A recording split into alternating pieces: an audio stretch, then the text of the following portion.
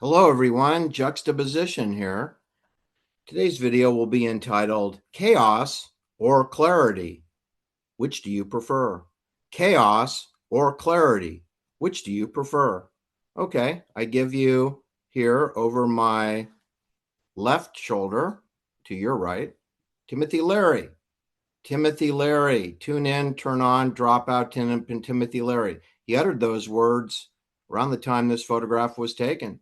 This was taken in the polo fields of Golden Gate Park, San Francisco, near the panhandle of Haight-Ashbury, which was up and running as part of the Presidio Army Base NATO operations. Yes, Haight-Ashbury is 100% military controlled properties. They own virtually all of the houses. The Edwardian and Victorian style homes are under the control of NATO, of Geneva Global Governance. Yes, they are. Now, I understand they use straw owners and LLCs, just like they do in Holmby Hills and Beverly Hills and Bel Air, just like the homes of Elvis Presley and the homes of Bob Hope in Palm Springs and in Toluca Lake. They're all owned by someone else. That someone else is Swiss Bank Authority. All right. Going to give you just a little expose on Chaos. Okay. Here I got Chaos. Chaos by Tom O'Neill. Except Tom O'Neill didn't write this book. No, just like Vincent Bugliosi. Vincent Bugliosi did not write Helter Skelter. Yeah, Kurt Gentry wrote it. And guess who wrote this book? This is a collection, like the Warren Commission. This is very much analogous to the Warren Commission. It's real thick. It has a lot of footnotes. It has photographs, which are pretty cool pictures. But the person who wrote this book was Dan Piperbring, who was the adult supervision, even though he's younger than Tom O'Neill, who was a waiter in West Hollywood and a gossip writer for some rags in Hollywood, gossip, meaning military intelligence, balderdash, mendacity, and poppycock. That's the kind of writing that Tom O'Neill did before he was brought out, like Seymour Hersh and Bob Woodward, as a legitimate author, perhaps looking for a Pulitzer Prize someday. The problem is you're not really supposed to have a ghost author if you want to get a Pulitzer Prize. All right. Anyway, there's a lot of good stuff in this book. I want Tom O'Neill to know I bought the book. I read the book. I had to go back and reread the book multiple times because this book is very poorly written. It's extremely poorly written book. All right. So that doesn't speak very well for Dan Piperbring. Okay. But essentially what they did is they did a Warren Commission, which, by the way, I've read the Warren Commission also, all 26 volumes, but there's only 3 witnesses that are worth hearing. One is Abraham Zapruder, who was called third to last when the whole investigation was done. They decided to call the guy who photographed the murder of John Kennedy. And then the second to last, which was the most important witness of all the 553 witnesses, the most important witness was Philip Willis. Philip Willis was called second to last. Then his 14-year-old daughter was called last. And Philip Willis told you there were 24 men standing on the railroad trestle over Main Street. He said no more than 24, no more than 24 men. That doesn't count the 3 shooters who were kneeling down and obscured from his view with the little wall, their little retaining wall. You know that Elm Street and Main Street and Commerce Street all merge at this location over Main Street. And to the west of the railroad trestle, there is only one street, and that is Commerce. Commerce Street is Commerce Street. Main Street is Commerce Street. Elm Street is Commerce Street, west of the railroad trestle, which is a Port Authority NATO property. NATO owns the railroad trestle. And they also own the obelisk, which is a baseball throw away from where the 3 shooters were kneeling. Okay, now we'll get to that. That's where I'm going to talk a little bit about this book, which is another book full of chaos and mendacity. Jim Marrs, Crossfire. And he's got these photographs of mostly irrelevant people, except for the victim. The victim is John Fitzgerald Kennedy. Okay. Lee Oswald over here, he's a scapegoat. And Jacob Rubenstein, that's his name, Jacob Rubenstein, Jack Ruby, he's the scapegoat. And then you have a fake president, Lyndon Baines Johnson. He's not involved with the Kennedy assassination, except he was told duck so you don't get fragged. And then we have a homosexual man over here called J. Edgar Hoover, and he has his lover on the payroll, Clyde Tolston, and he pretends to run domestic surveillance for Americans called the Federal Bureau of Investigation. But none of those people shot Jack Kennedy. None of those people planned the murder of Jack Kennedy. It was done by NATO Gladio killers, which, if you read this book over here, he touches on the name Charles Manson. But the problem is, right out of the get-go, this is a book about COINTELPRO, counterintelligence. He could have just called it counterintelligence or COINTELPRO. But no, he has to throw in Charlie Manson. And in real life, there's no such person as Charlie Manson. And there's no such person as the Manson family. There's no such persons belonging to any family. There is no family. Okay, that's made for television, poppycock, balderdash. And he is rinsing and repeating that here by abusing the word Charlie. If you read the birth certificate for the man that you're calling Charlie Manson, it reads no name Maddox. So it should be no name Maddox. The problem is nobody knows that. So he used the fake stage name, the Hollywood name, Charlie Manson, which implies there's Manson murders. There has never been a Manson murder in the history of the world. Then he talks about the CIA. That's another balderdash thing. Everything to do with killing people has to do with NATO, Gladio, and military kill teams. It has nothing to do with the CIA. The CIA is not involved with assassination. The CIA is not involved with torture. In Vietnam, the South Vietnamese army tortured people under the Phoenix program. Not a single CIA payrolled person tortured anyone. Don't you get it? You work through the military. Military intelligence does kidnapping, torture, interrogation, and assassination or murder, as well as cremation and burial. But the CIA does not get its fingernails dirty. So we have a chaotic narrative with Tom O'Neill, which I think is deliberately done on purpose, so that he's going to tell you like how Sharon Tate got killed. But he doesn't interview Paul Tate. He doesn't interview Doris Tate, the mother of Sharon. He doesn't interview her two younger sisters at any time. He makes no effort to interview anyone in that family. Now, they're not going to tell him anything because they're sworn to secrecy. They're part of an Omerta code themselves, right? And then he talks about the secret history of the 60s. Well, it's not that big of a secret. Let me just give you some of the military intelligence operations going on in and around Los Angeles, UCLA, Hollywood, San Francisco, Haight-Ashbury, San Francisco Marina, San Francisco Telegraph Hill and Coit Tower, San Francisco Sutro Tower, and Clarendon Avenue, or Mount Davidson. Okay, those are all military intelligence outposts, which Tom O'Neill ignores in his book. This is Timothy Leary. He is one of the single most important, most celebrated names of military intelligence. He went to West Point. He was an officer cadet at West Point. He has a PhD in psychology from University of California, Berkeley. He was a department head at Harvard University for psilocybins, LSD, and electroshock treatments. He worked on the brain of Ted Kaczynski for 3 years, along with Stanford PhD in psychology, Richard Alpert, also known as Ram Dass Yogi Guru.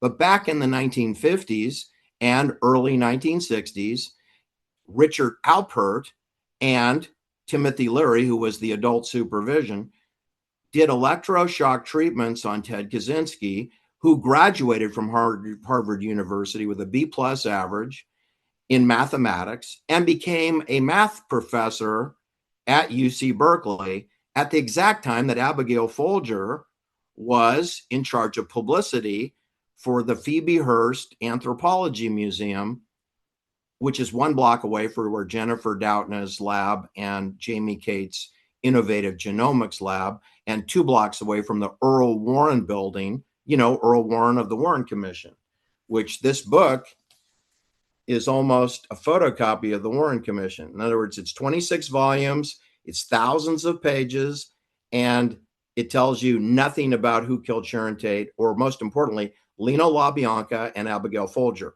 the two most strategic victims of the so-called Manson murders, not discussed in this book. In fact, to tell you the truth, you can delete Charlie Manson entirely. You can delete Vincent Bugliosi from the story. The only people of note having to do with the so-called Manson murders that Tom O'Neill interviewed were as follows. Terry Melcher, who is the son of Doris Day, who's living in Carmel Valley. Tom O'Neill did not interview Doris Day. I don't know if he interviewed Greg Jacobson. He would have been Terry Melcher's boss at CBS Records, also known as Columbia Records. They were working with Charlie Manson to get a television show and a record deal with Columbia Records, and a TV show like the Monkees had. The Monkees were working with RCA, and the Brill Building in New York wrote most of the music for the Monkees. And that would be Don Kirshner. Don Kirshner of New York was more or less the creator of the Monkees, and also the Archies, a cartoon that had a #1 hit, Sugar Sugar, in 1969, when Sharon Tate and Abigail Folger were brutally bayoneted to death by NATO weapons. When they were bayoneted to death, the #1 pop song on the Billboard 100 was Sugar Sugar by the Archies, which was a cartoon invented in the Brill Building in New York City, but presented to us through Hollywood television cartoons, right? It's a lot easier to deal with a cartoon character. You don't have to provide a house or housekeeping services or turn down or wardrobe for a cartoon. Anyway, even Walt Disney knows that. Tom O'Neill interviewed Terry Melcher. He learned absolutely nothing. It was a complete waste of time. He spent inordinate amounts of time trying to interview and sitting down with Vincent Bugliosi, who knows nothing about the Manson case. He doesn't even know anything about Sharon Tate. He knows even less about Abigail Folger and virtually nothing about Lena LaBianca. Again, who are the single two most important people? Lena LaBianca is #1. Abigail Folger's #2. Completely deleted from this Chaos book. No wonder it's called Chaos, because we don't go anywhere near learning anything about any murders in this book. No. All right. He interviewed Tom Cruise and Harrison Ford. What the hell would they know about the Sharon Tate murder? They know nothing. They know less than nothing. They know about the same amount as Vincent Bugliosi. Nothing. You know, Vincent Bugliosi got the coffee and donuts. All right. Nowhere does Tom O'Neill mention that the person in the courtroom who was in charge is Aaron Stovich, and the judge, Judge Older, who's a flying tiger who flew for communist China. Yeah, he flew before Pearl Harbor. The judge in the Manson case that sentenced all the defendants to the gas chamber, he was a flying tiger flying under the flag of China, of the Republic of China, on a P-40 with an Allison Rolls-Royce engine. And I'm here to tell you that Tom O'Neill doesn't even know that the judge in the Manson trial worked for the Office of Special Services, and underneath him was Evel Younger. Evel Younger was at the FBI. He was transferred to Burma, and he worked with Charles Older in the heroin opium fields, the opium fields of Burma, today called Myanmar. So you have the judge in the Manson trial and the district attorney of Los Angeles County in Burma, in the jungle, in housing next door to Charles Older. Okay, they're outside the courtroom. Well, the judge is inside the courtroom, but Evel Younger is on the outside with his friend Ronald Reagan, looking to get promoted to Attorney General of California. After the Manson pseudo family was convicted, Evel Younger became Attorney General of California under Ronald Reagan, whose alleged revolver bullet chamber revolver was admitted into evidence for the firing of 7 bullets at the Sharon Tate murder scene. Sharon wasn't shot, but her baby daddy, Tom Coomer, he was shot once in the belly. And Wojtek Frykowski was shot twice. And Stephen Parent, a gay 18-year-old burglar, was shot 4 times. So that adds up to 7, right? I got 4 slugs in the 18-year-old burglar. He's a convicted burglar as a juvenile. Under 18, he was convicted under 18, but he's a burglar, and that's why he's on the property, staking it out. And you got Tom Coomer, who you think is Jay Sebring. He's shot once. And then we have Wojtek Frykowski, who is a Polish Holocaust survivor. He was shot twice. He is the muscle for Abigail Folger. That's 7 bullets. That's not covered in the Tom O'Neill book, not covered. But he interviews Vincent Bugliosi, Terry Melcher, Roger Smith, who's a federal parole officer who has an office at the Haight-Ashbury Free Medical Clinic in Haight-Ashbury. He interviews him. He interviews David Smith, PhD from University of California, San Francisco. His PhD is in pharmacology. He was the director of the Haight-Ashbury Free Medical Clinic. Don't you find this a little bit hinky that you have a non-medical doctor who's in charge of a medical clinic? Tom O'Neill apparently didn't pick up on that. He did interview David Smith. He did interview Roger Smith. At no time did he ask him, hey, so do you have a medical license? Like, why have an office in a medical clinic? I can answer the question that Tom O'Neill is incapable of. It's not a medical clinic, okay? Just like there's no Manson family, there's no Haight-Ashbury Free Medical Clinic. If you just read the front door, it says appointment only, meaning get lost, no drop-ins. You know, the building is 20,000 square feet of office space, ground floor, first floor, second floor. They have 3 floors, 20,000 square feet. Do you know how many rooms are dedicated to STD testing and penicillin shots? Probably none. Maybe the lobby. Maybe they do a pap smear in the lobby for all I know. But that building is for military operations. Abigail Folger's mother had a really large office in that building, not covered in the Chaos book. What happened? She's the most important person in that building. She's 62, 63, 64, 65 years old, 65 when they kill her daughter, Abigail, who's 25, not covered in the Tom O'Neill and co-written by, of course, Dan Piperbring. They missed Abigail Folger and they missed her mother. They also missed Peter Folger Jr., her brother. They missed interviewing him. And Tom O'Neill did not interview her father. Peter Folger Sr. did not interview him either. In fact, what's comical about this book is who he didn't talk to, because he basically didn't talk to anyone who actually knows things. He talked to all the people who don't know anything. Terry Melcher doesn't know anything about it. Okay. Vincent Bugliosi doesn't know anything about it. He got coffee and donuts. If you want to know something, go talk to Aaron Stovich. He wrote all the questions. All right. And then Tom O'Neill interviewed Seattle Boeing engineer Irvine Kanarick, who was the second attorney for Charlie Manson after the hapless lawyer that they reassigned when Charlie refused to take him. Mr. Hughes, trying to look for his name here. I know I wrote it down. Ron Hughes. Ron Hughes was murdered before he could deliver closing arguments. You know that the defense witnesses, the defense attorneys like Irving Kenner, he has 0 experience in a courtroom, never done a felony case. He'd never done a misdemeanor case, and he'd certainly never done a capital murder case. Neither had Ron Hughes, who flunked the bar exam 3 times. He flunked the bar exam 3 times. And they tried to put him with Charlie Manson, who refused and says, I'll just defend myself. So they gave him to Patricia, I'm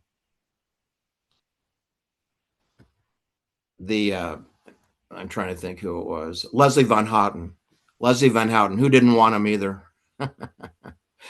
because he flunked the bar and he has no experience. The defense was there was no defense, and no defense witnesses were called, so it's just a railroad trial. The defense attorneys don't know what they're doing on purpose, deliberately, and the sad thing is that Vincent Bugliosi, he doesn't know what he's doing either. That's why he's not in charge of the case.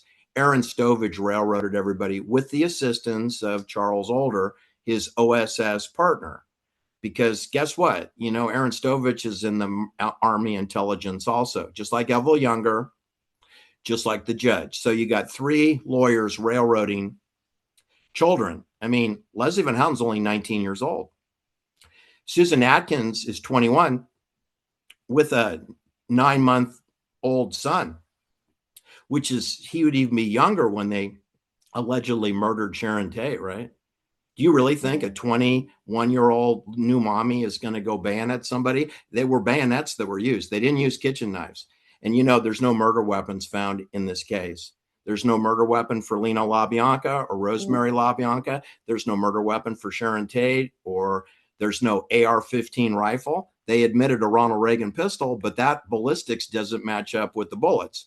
And AR-15 rifles, plural, were used to fire 7 bullets. And there would be at least a dozen bayonets attached to at least a dozen Gladio soldiers, because there were 102 bayonet strike wounds in the Benedict Canyon Cielo Drive murder scene, which was really performed on Sunbrook Drive. But just to add more chaos, we pretend that it's Cielo Drive when it's really Sunbrook Drive. That's another factoid missing in the Tom O'Neill book. Also, he interviewed Rudy Altobelli, the alleged fake homeowner of the house, and that Rudy lived in the pool house, which is only 1,400 square feet, and didn't live in the 3,000 square foot main house. And Tom O'Neill didn't impress him for why is that? And the answer is because Rudy doesn't own the home, you knucklehead. Don't you get it? CBS Television owns that home. That's who owns the Ferrari that's normally parked in that garage. They use it to sell albums. They did Paul Revere and the Raiders. They used that Ferrari to sell a best hits for Paul Revere and the Raiders album. And then later they said it was Roman Polanski's Ferrari. No, it's not. Roman Polanski doesn't own a car, and he doesn't own a Ferrari. Okay. CBS Television owns a Ferrari. Sharon Tate works for CBS Television. They may have let her drive around in their car. She's a contract player for CBS Television. It would make sense that Sharon Tate could drive that car, right? Abigail Folger could drive that car too. She's way more important than Sharon Tate. She went to Harvard. She has a master's degree in art history and an undergraduate degree from Harvard University. Okay. And she was working with Roman Polanski and Jerzy Kaczynski and Wojtek Wachowski before Sharon Tate was. It was Abigail Folger out of Columbia University and the Bookmart in Manhattan, working with Roman Polanski first, before Sharon Tate was in the picture. All right. Anyway, another fact missed by the Tom O'Neill book. Greg Jacobson and Terry Melcher were working with Charlie Manson to get a record deal and record 8 hours at the Gold Star Studios on Santa Monica Boulevard, and also to get a television show with CBS Television. Terry was already the producer of his mother's TV show, The Doris Day Show, and they're just going to add a Charlie Manson show. I don't know what they would have called it. Maybe they call it Clarity.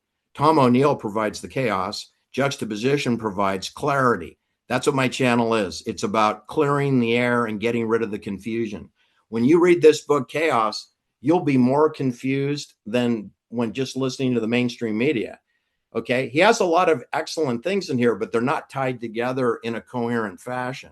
He completely missed the Hare Krishnas. He doesn't cover the Church of Scientology. He doesn't cover, the Church of Satan and the Temple of Set. He blows that off. He blows off Transcendental Meditation. He does not cover Est. He doesn't cover all the luminaries that were in Haight-Ashbury, a longer list than Charlie Manson, who was there maybe, a month at the most in 3 years that he was out of prison. You're talking about Steve Miller Band, Peter Coyote, Boz Scaggs, Ken Kesey, Hunter S. Thompson, Sonny Barger, Huey Newton of the Hells Angels, Huey Newton of the Black Panthers, and Bobby Seale of the Black Panthers, not covered in Chaos book with Tom O'Neill. He completely ignored Abigail Folger's mother, who's the adult supervision. She works with the bankers in the Rust building on Montgomery Street downtown to pay all these people's expense accounts. All these people I just said, like Timothy Leary, the man right behind me here, Timothy Leary, he has to get paid, right? He has to eat. He has to drink. He needs his expenses reimbursed. So does Sharon Tate's father.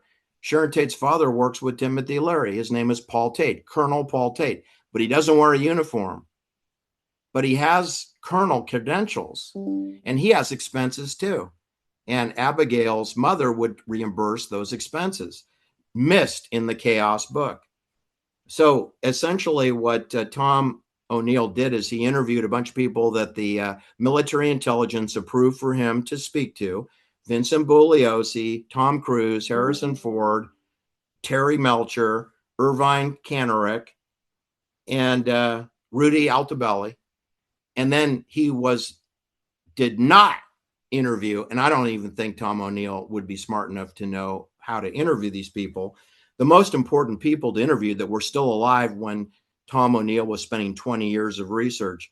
He could have walked over or taken the bus and could have gone and interviewed Lena LaBianca's older sisters. He could have interviewed Stella Marie LaBianca, who became married to Peter DeSantis, who was the president of the Knights of Columbus and the boss of Gateway Markets when Lena was killed. Peter DeSantis, no relation to Ron DeSantis, I don't think. Peter DeSantis knows who killed Lena, and he knows what Lena was doing, money laundering.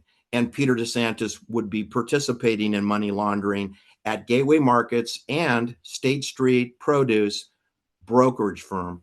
Those are the 6 businesses. They had 5 retail grocery stores plus a wholesale produce vendor, which is the more lucrative of the 6 businesses. But he did not interview Stella Marie LaBianca. He did not interview the next sister, the second eldest, Dominica Emma, who goes by Emma. She married Peter Smaldino.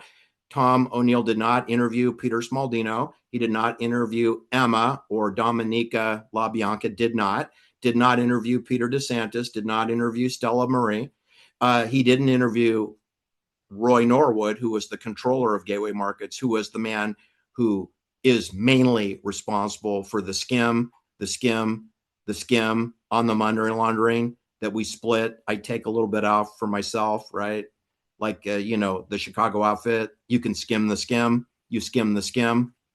Roy Norwood, not interviewed by Tom O'Neill. And there's no way they're going to let him go anywhere near Roy Norwood. He's the brains. He worked with Leno's father. He's the oldest person. He's older than Peter DeSantis, who is the boss. Roy Norwood is the boss of bosses, okay? Leno's father was a little older than Roy Norwood, but Roy Norwood is the adult supervision of Peter DeSantis, Peter Smaldino, and Lena LaBianca, even though Leno is the eldest son, so he's the heir apparent, along with his 2 sisters, who, of course, had children, are not interested in the business, hence their husbands both being involved in the business. Peter Smaldino was cashed out early, I think 1967, 68, they cashed him out before Leno was killed. Leno owned 11 racehorses. Leno lived in the Walt Disney Mansion at 4053 Woking Way, below the Hollywood sign and Griffith Observatory, and the obelisk. The obelisk is above Leno's house.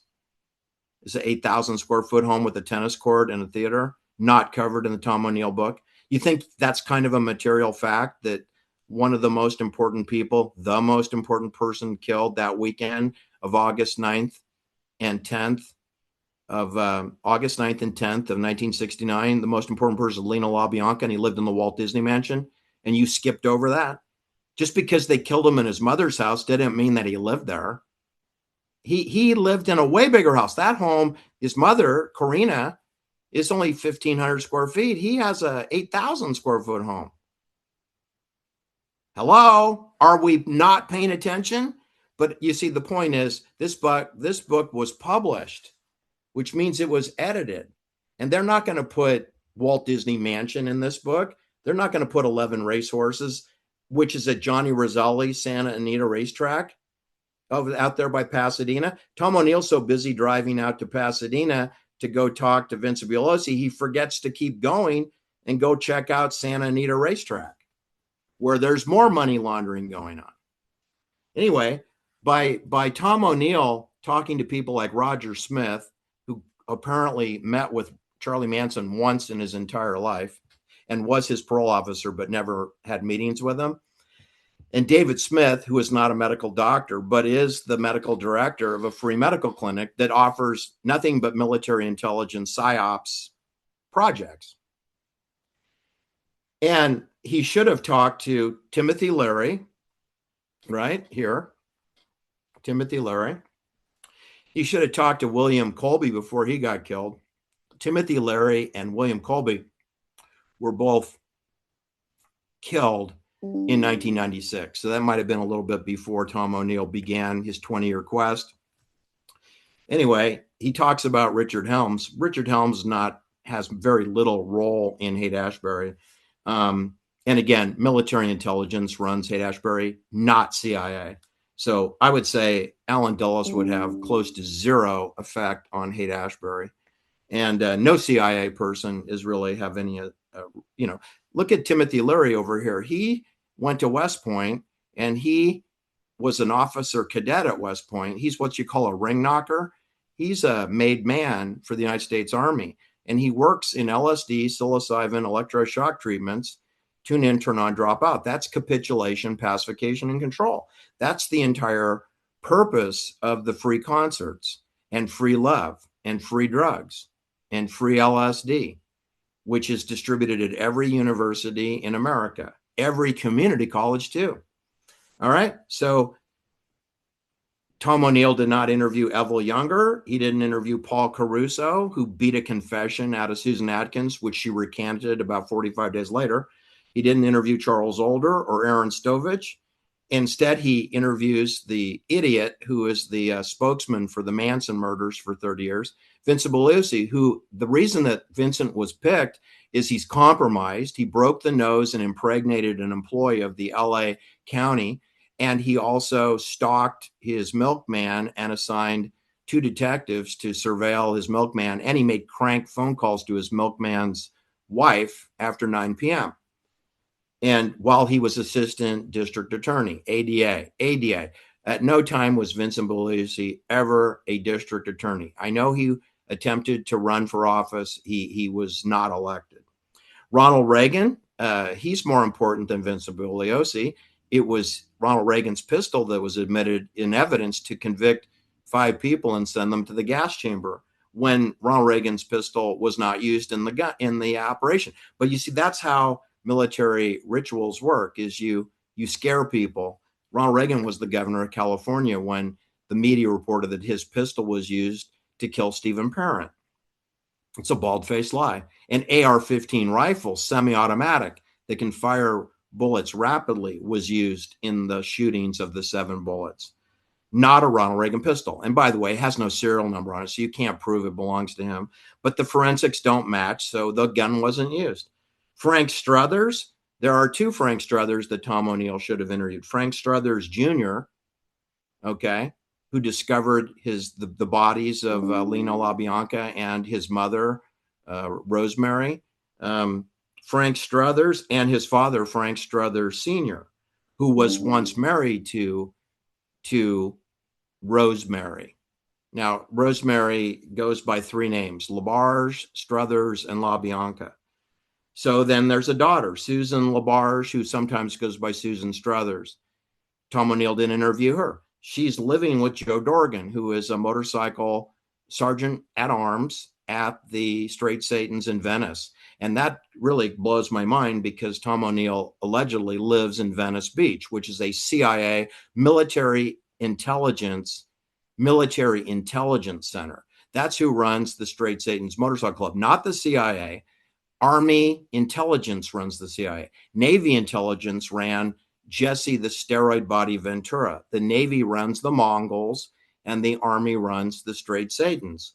And you could go down and talk to Danny DiCarlo. He has an office there at the parking lot where Arnold Schwarzenegger, Screw Your Freedom, takes steroids and lifts weights. You know, by the Richard Glass hair design with the infinity symbol, that's next door to the Arnold Schwarzenegger Muscle Beach. So you could go interview Richard Glass, Danny DiCarlo, Arnold Schwarzenegger, Joe Dorgan, all in Venice. You don't even have to get on the bus. All right. You should have interviewed Susan LaBarge. You should have interviewed Ron Hughes, but you couldn't because he got murdered up by Ojai, actually by a place called, I can't think of the name of the place, like Gilmore.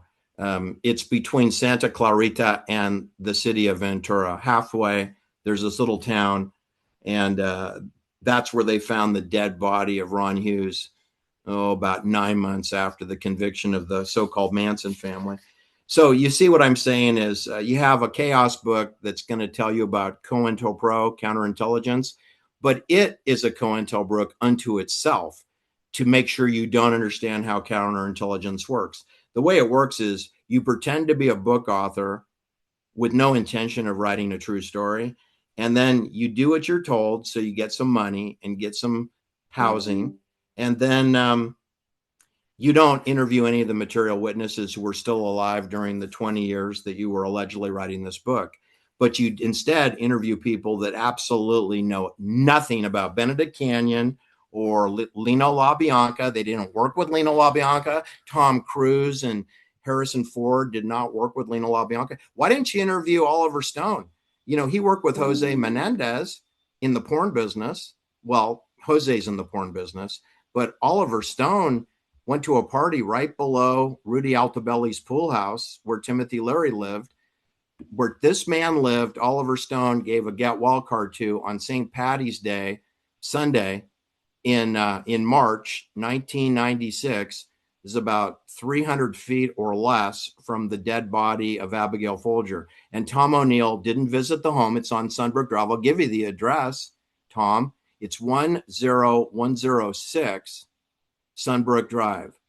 That's the home that this man lived in, Timothy Leary. And Oliver Stone parked his car either in the driveway or on the cul-de-sac there. It's right down the ice plant. You could run up to see Abigail Folger's murder scene. It would take about 45 seconds or less to run up the ice plant, and you could see where the murder of Abigail Folger was. But you didn't cover her in your book, and you didn't cover her mother, Inez Mejia, who is the most important person in Haight-Ashbury, and you didn't cover it.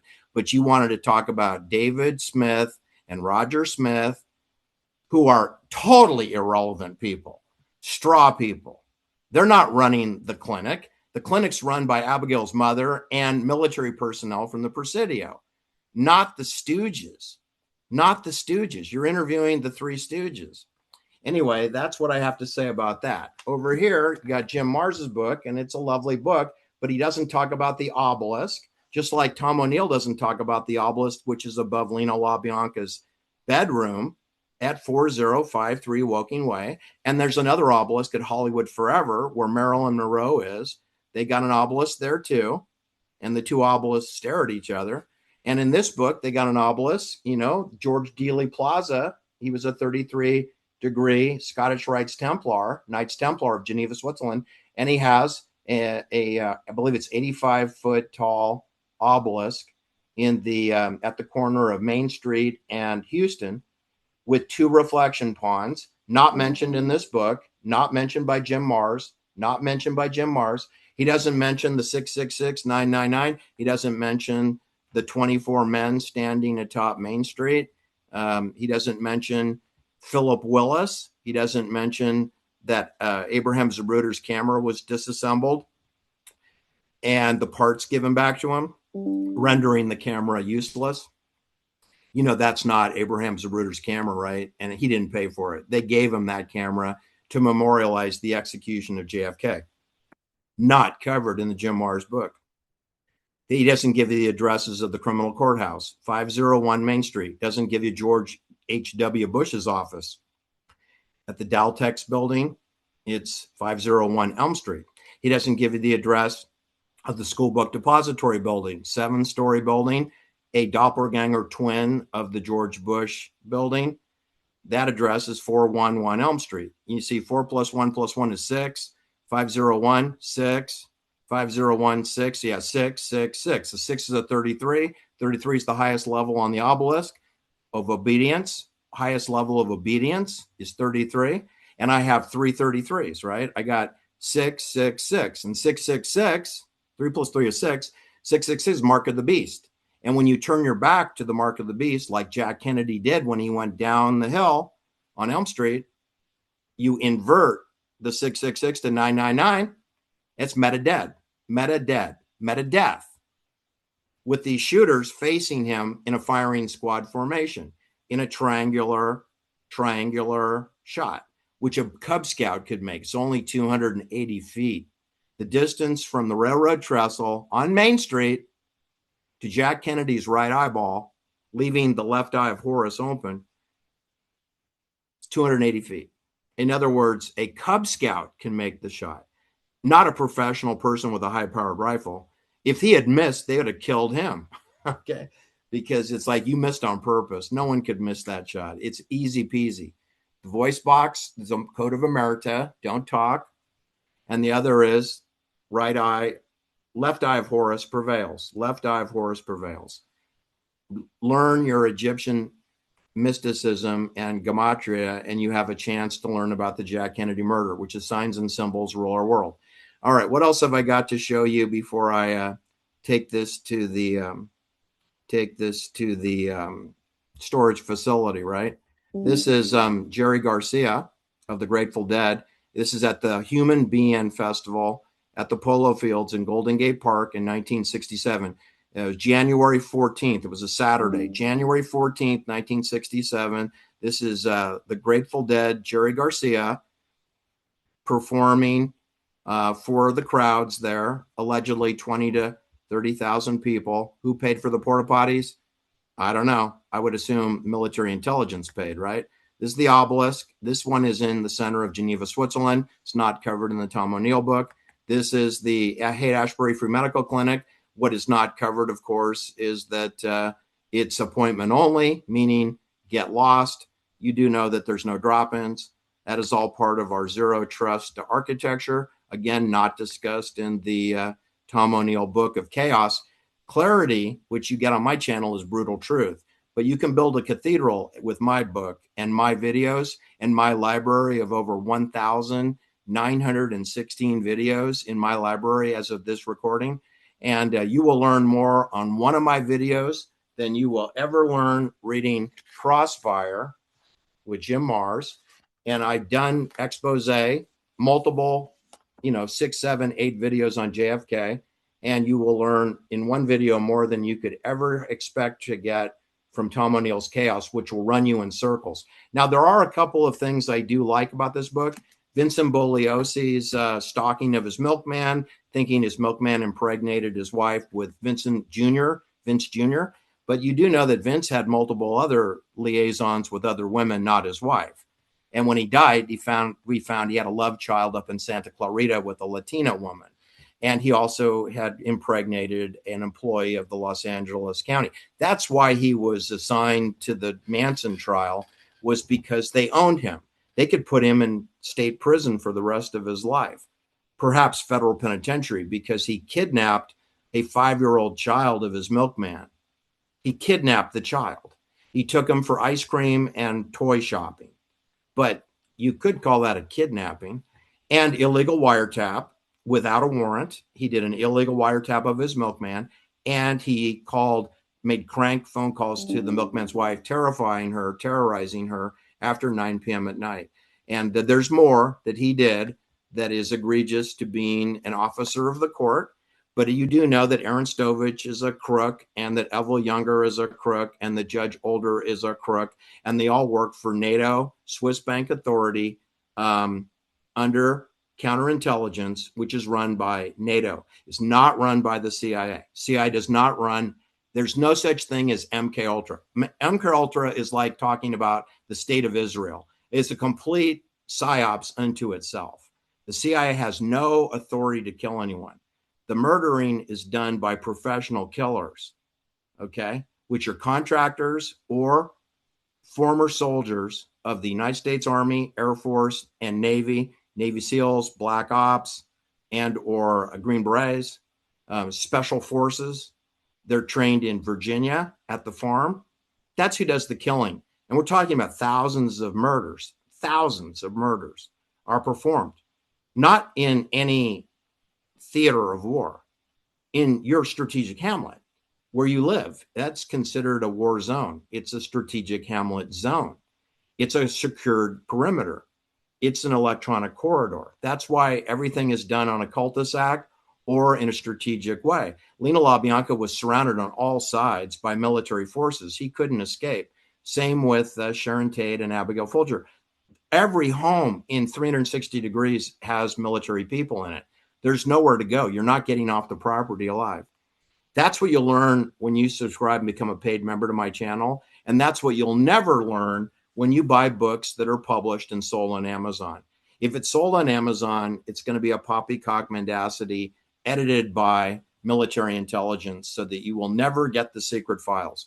You'll just get another Daniel Ellsberg, Rand Corporation, rabbit hole to go bury yourself in. Thanks for listening, everyone. And we'll see you for the next video. Do like and share my videos because I am heavily shadow banned. Bye now.